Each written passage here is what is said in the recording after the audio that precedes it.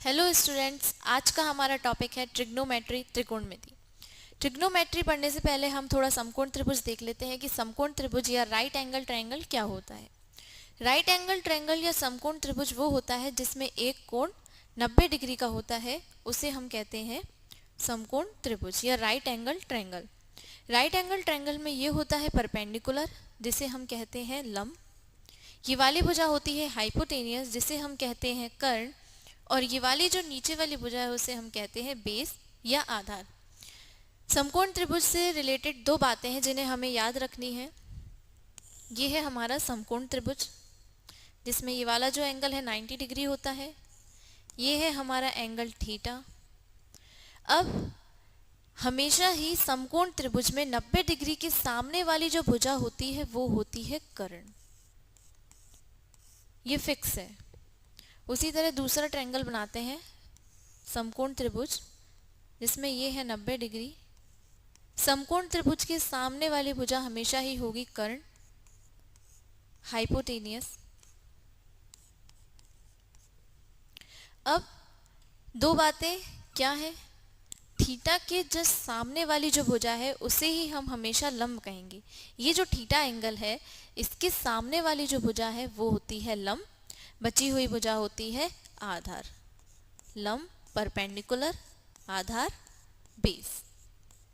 उसी तरह यहाँ इस वाले ट्रायंगल में थीटा हमारा इधर था, इसमें हम ऊपर लेंगे थीटा, तो क्या यही होगा परपेंडिकुलर जैसे इसमें था?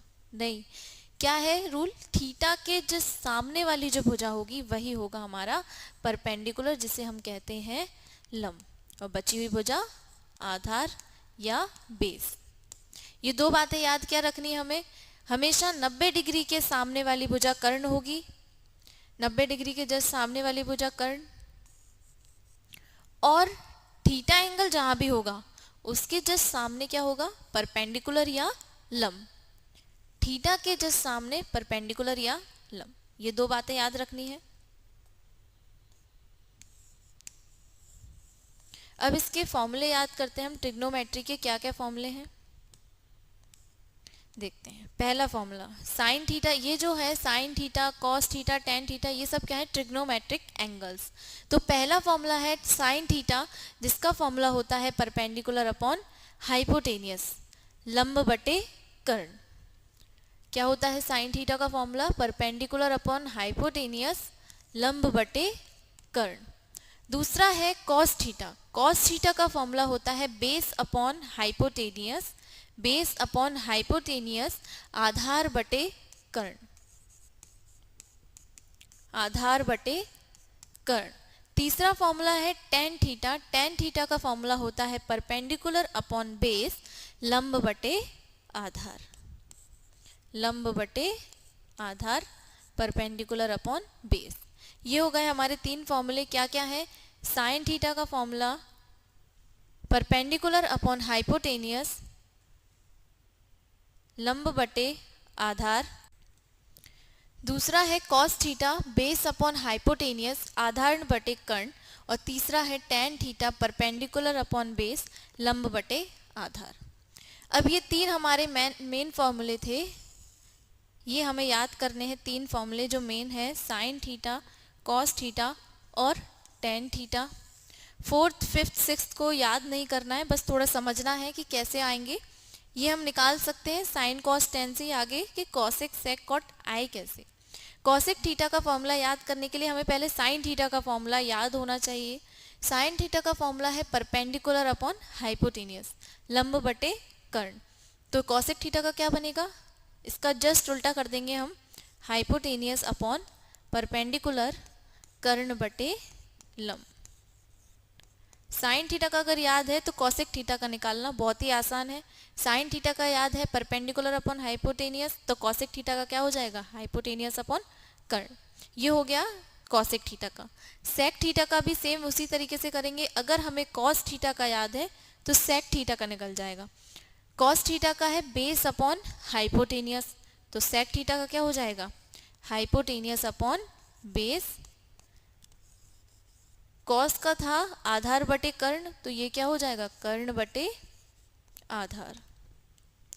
छठवां फॉर्मूला कॉट थीटा। किससे निकल जाएगा, टेन थीटा से। कॉट थीटा का फॉर्मूला है परपेंडिकुलर अपॉन बेस, लंब बटे आधार। तो इसका हम क्या करेंगे, सेम वही ट्रिक लगाएंगे, जस्ट उल्टा कर देंगे, टेन थीटा का उल्टा कॉट थीटा कर देंगे, परपेंडिकुलर अपॉन बेस का क्या कर देंगे, बेस अपॉन परपेंडिकुलर। लंब बटे आधार का क्या हो जाएगा, आधार बटे लंब। ये हो गए हमारे 6 फॉर्मूले रेडी। आगे बढ़ते हैं।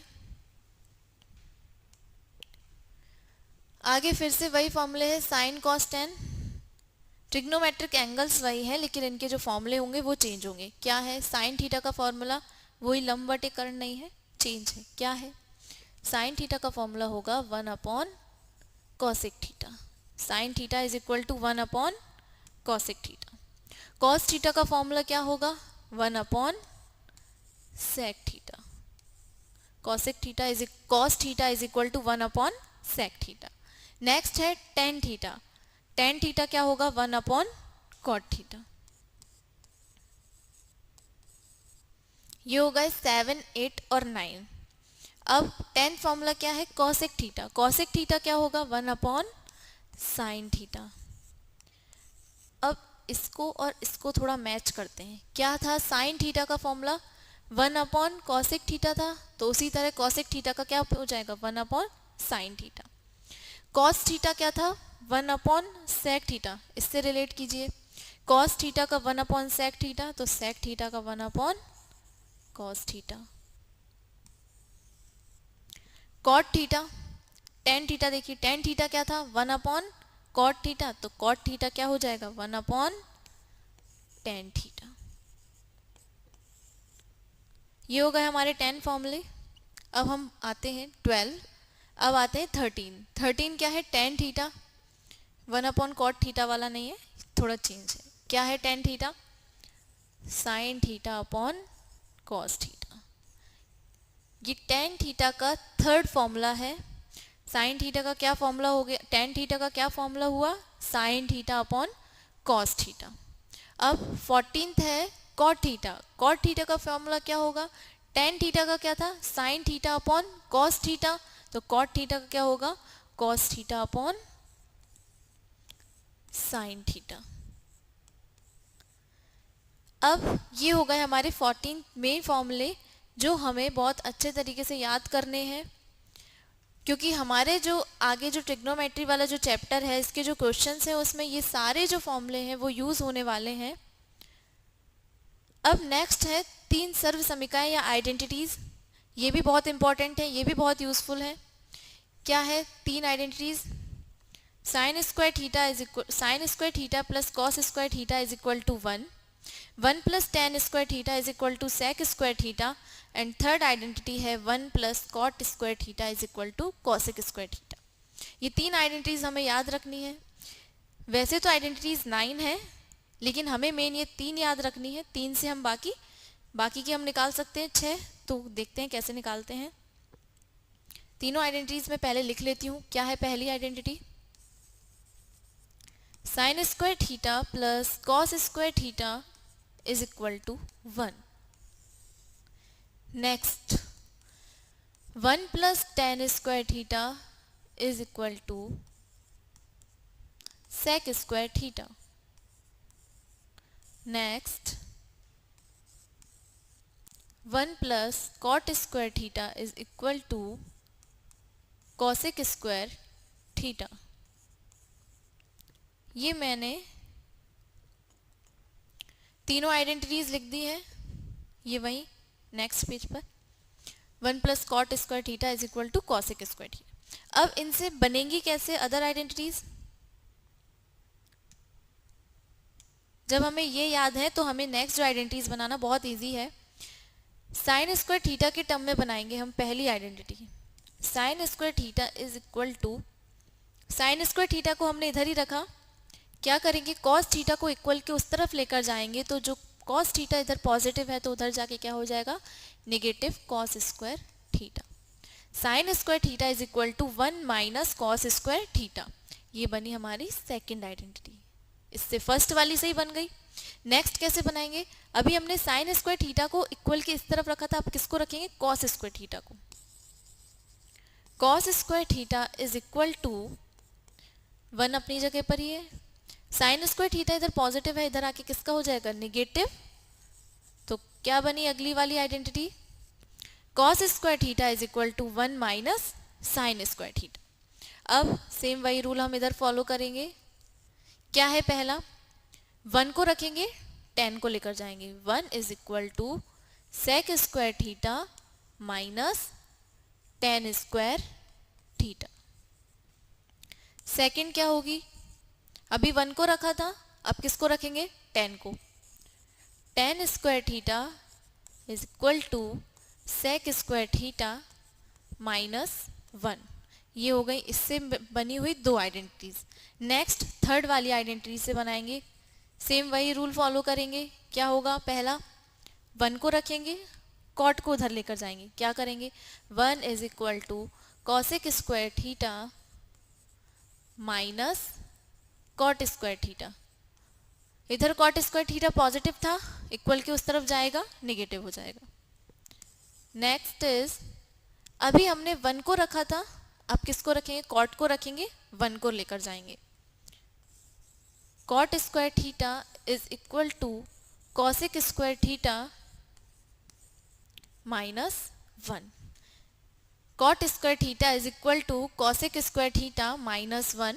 ये हमारी 3 अदर आइडेंटिटीज, 3 से 1 2 3 से बाकी हमने और 6 बना ली, लेकिन इन्हें याद नहीं करना पड़ेगा, बस मेन याद रख लो ये 3, बाकी अदर इन्हीं से निकल जाएंगी।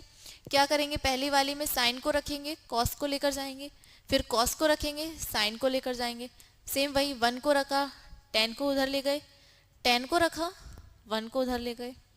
इसमें भी सेम वही 1 को रखा कॉट को उधर ले जाएंगे इक्वल के उस तरफ, कॉट को रखेंगे 1 को ले जाएंगे। उसी तरह मेन लेकिन यही है, इन्हीं को मेन याद करना है, first second and third main इन्हीं को हमें अच्छी तरीके से याद रखना है, क्योंकि जो आगे आने वाले जो क्वेश्चन है उनमें इनका बहुत ज़्यादा यूज़ है। ये जितने भी जो हमने फॉर्मूले याद किए हैं ये वाले बेसिक फॉर्मूले हैं, फिर उसके बाद ये वाले, नेक्स्ट ये सभी बहुत इंपॉर्टेंट है, हमारे जो आने वाले क्वेश्चन हैं उन सब में इनका यूज़ होगा।